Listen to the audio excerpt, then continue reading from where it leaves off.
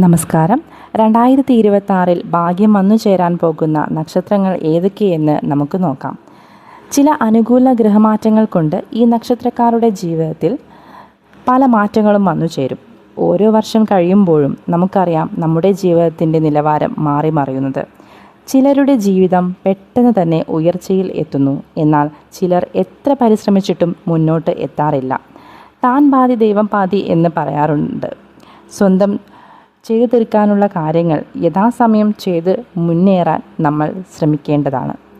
പക്ഷേ എത്ര ശ്രമിച്ചിട്ടും യാതൊരു തരത്തിലുമുള്ള പുരോഗതി കൈവരിക്കാത്തതുകൊണ്ട് ചില കൂട്ടർ എപ്പോഴും നിരാശയിലാണ്.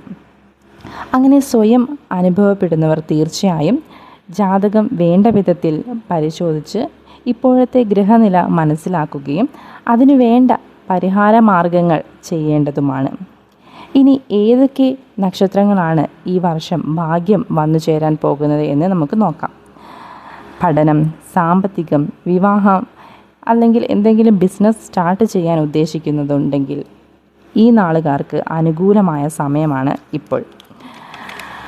കുറേ നാളുകളായി മനസ്സിൽ കരുതിയ കാര്യങ്ങൾക്കൊക്കെ ഒരു തുടക്കം എന്ന നിലയിൽ ഈ വർഷം തുടങ്ങുന്നത് വളരെയധികം നല്ലതായിരിക്കും. പതിയെ ചെയ്തു തീർക്കാനും അവർക്ക് കഴിയുന്നതായിരിക്കും. ആ നക്ഷത്രങ്ങൾ ഏതൊക്കെയെന്ന് നമുക്ക് നോക്കാം. ചിത്തിര, ചോതി, വിശാഖം, ചതയം, അനിഴം, തൃക്കേട്ട, പൂരുരുട്ടാതി, ഉത്രട്ടാതി, രേവതി. എല്ലാവർക്കും ദൈവം നല്ലത് വരുത്തട്ടെ.